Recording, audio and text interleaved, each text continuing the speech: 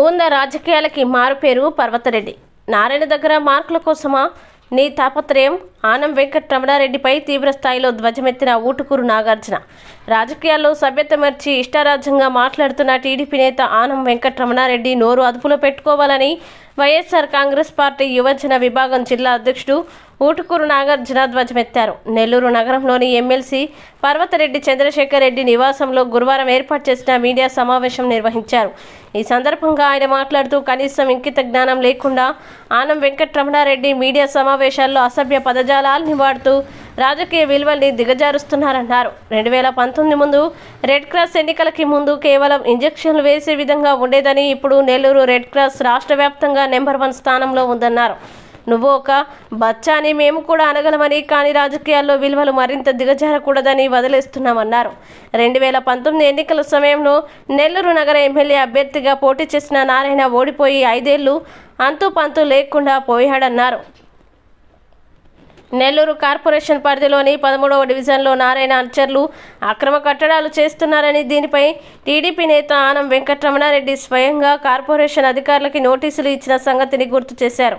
అధికార పార్టీ నేతలు చేస్తున్నాడంతో ఆనం వెంకటరమణారెడ్డి నేడు నోరు మూసుకున్నారన్నారు. రాజకీయ కమీడియన్గా ఆనం వెంకటరమణారెడ్డి నిలిచిపోయారని వ్యంగ్యంగా వ్యాఖ్యానించారు. ఉపాధ్యాయ ఎన్నికల్లో ఒక చరిత్ర సృష్టించి 3 జిల్లాల ఎమ్మెల్సీగా గెలుపొందిన పర్వతరెడ్డి చంద్రశేఖర్ రెడ్డిపై విమర్శలు మానుకుంటే అదే స్థాయిలో తమ విమర్శలు ఉంటాయని హెచ్చరించారు.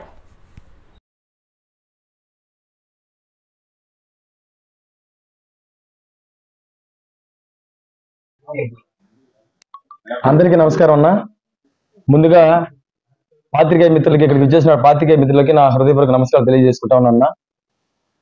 ఈ మీడియా సమావేశం యొక్క ముఖ్య ఉద్దేశం ఏమిటంటే, 2 రోజుల క్రితం మా నాయకుడు Nellore city YSR Congress party incharge Shri Parvatareddy Chandrasekhar Reddy గారు రెడ్ క్రాస్ చైర్మన్ గా రాజీనామా చేస్తూ, ఆయన ఎందుకు రాజీనామా చేయాల్సి వస్తుంది, ఆయన రాజీనామా చేయాల్సి వచ్చిన కారణాలు ఏమిటి అని ఒక ప్రెస్ మీట్ ద్వారా మీ అందరి సమక్షంలో ఎంతో హుందాగా, ఎంతో ఎవరిని కూడా కించపరచుకుంటా ఎంతో హుందాగా ఆయన మాట్లాడుతూ, దానికి దారి తీసిన పరిస్థితులను వివరిస్తూ, ఆయన రెడ్ క్రాస్ ఆయన చేసిన సేవలు కావచ్చు, రెడ్ క్రాస్ ఆయన చేసిన అభివృద్ధి కార్యక్రమాలు కావచ్చు, అవన్నిటిని వివరిస్తూ, ఆయన వల్ల ఆయన ఇబ్బంది పెట్టే క్రమంలో రెడ్ క్రాస్ అనే ఒక సొసైటీని ఇబ్బంది పెడతారేమో, దిగజారుస్తారేమో, రాజకీయంగా ఇబ్బంది పెడతారనే ఉద్దేశంతో ఆయన హుందాగా రాజీనామా చేస్తూ, ఆవేదనతో ఆయన ఆ రోజు రాజీనామా చేస్తే, ఎక్కడ మా నాయకుడు చంద్రశేఖర్ రెడ్డి గారికి ఒక పొలిటికల్ మైలేజ్ ఇప్పటికే బాగా ఎక్కువ జనాల్లో ఎక్కువైంది, ఇంకా సానుభూతితో నారాయణ గారిని కావచ్చు, తెలుగుదేశం పార్టీ గవర్నమెంట్ కూటమి ప్రభుత్వాన్ని కావచ్చు, ప్రజలు చేతికరించుకునే పరిస్థితి ఇంకా ఎక్కువ అవుతుందనే ఉద్దేశంతో ఆ రోజు సాయంత్రమే ఒక పొలిటికల్ జోకర్, రాజకీయ బఫూన్ అయినటువంటి నెల్లూరు జిల్లాలో సోషల్ కమిడియన్ గా పిలువబడే ఒక జోకర్ని ఆయన ఆనం వెంకటరమణారెడ్డి గారిని ఆ రోజే ఆనం వెంకటరమణారెడ్డి ద్వారా ఒక వీడియో బయట రిలీజ్ చేయడం జరిగింది. ఆయన మాట్లాడుతూ, కనీసం ఎవరి గురించి మాట్లాడుతున్నామా అనే ఒక ఇంకిత జ్ఞానం కూడా లేకుండా, చంద్రశేఖర్ రెడ్డి గారు ఒక రాజకీయ నాయకుడు మాత్రమే కాదు, ఒక సీనియర్ విద్యావేత్త కూడా, ఎంతో మంది పిల్లలకి ఆయన చదువు చెప్పిన వ్యక్తి. అలాంటి వ్యక్తి గురించి మాట్లాడుతూ కనీసం ఏం మాట్లాడుతున్నామని సోయ కూడా లేకుండా దుగుప్సాకరంగా, అతి నీచంగా ఆ రోజు మాట్లాడడం జరిగింది. ఈ ఆనం వెంకటరమణారెడ్డి అనే వ్యక్తికి నేను ఒకటే చెప్తా ఉంటా, ఇతని రాజకీయ చరిత్ర చూసుకుంటే గతంలో రాజకీయంగా ఇతను చెప్పుకోదగిన పనులు కూడా ఏం చేసింది కూడా ఏం లేదు.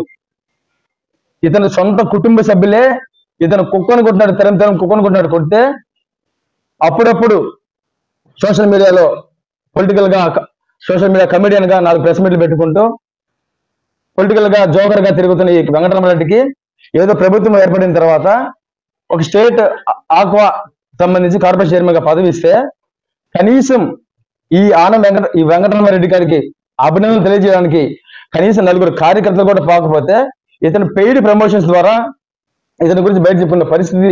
ఇంత దిక్కుమాలిన రాజకీయ చరిత్ర కలిగిన ఈ వెంకటరమణారెడ్డి మా నాయకుడి గురించి ఎంతో నీచంగా మాట్లాడుతూ, నీ అబ్బసత్తా అని రకరకాల ఒక మాటలు వినలేని పరంగా కూడా మాట్లాడే పరిస్థితులు మీరు చూశారు.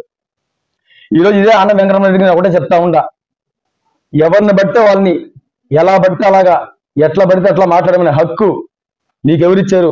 వెంకటరామారెడ్డి నీ అబ్బిచ్చారని నీకని అడుగుతా ఉంటా.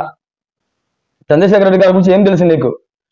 2019 దాదాపు 2019కి ముందు రెడ్ క్రాస్ ఎట్లా ఉండింది, 2019 తర్వాత రెడ్ క్రాస్ ఏ విధంగా ఉండింది అనే దానికి ఒక ఉదాహరణ. ఈరోజు రెడ్ క్రాస్ ఏ స్థాయిలో ఉంది అంటే, రెడ్ క్రాస్ చైర్మన్ గా పెద్ద పెద్ద మహా వ్యక్తులు కూడా పోటీ చేసే పరిస్థితుల్లో ఈరోజు పోటీ పడుతున్నారంటే రెడ్ క్రాస్ ని ఏ స్థాయికి చంద్రశేఖర్ రెడ్డి గారు తీసుకొచ్చారనేది గుర్తుపెట్టుకో.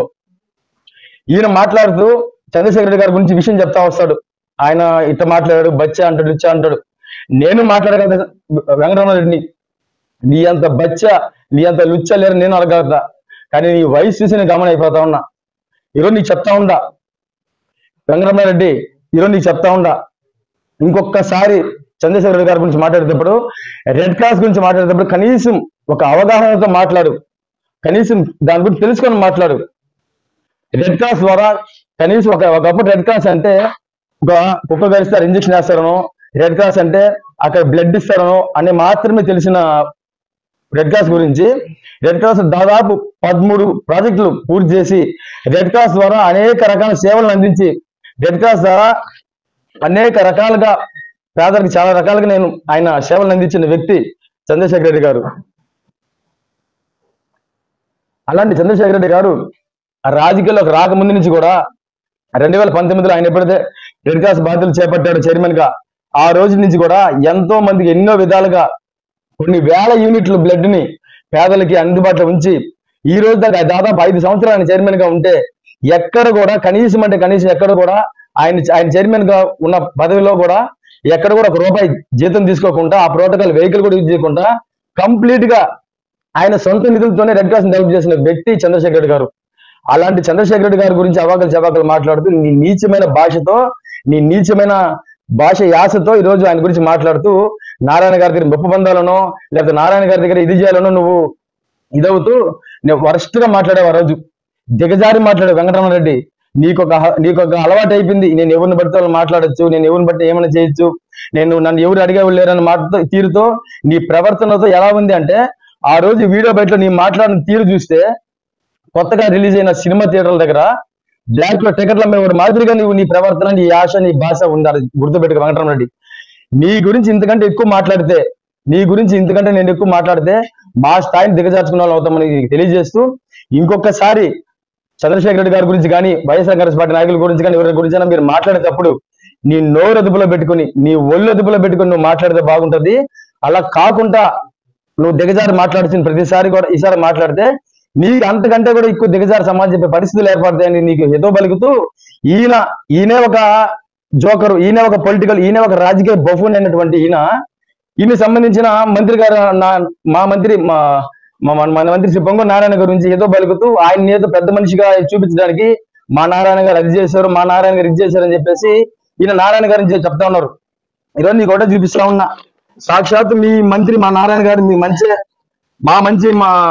మా మంచోడు నారాయణ అని చెప్పుకున్న మీ మంత్రి గారి గురించి కాన్స్టిట్యున్సీలోనే ఈ ఫోటోలు బాగా చూడన్నా. ఒక ఇల్లీగల్ కన్స్ట్రక్షన్, ఒక ఇరిగేషన్ కెనాల్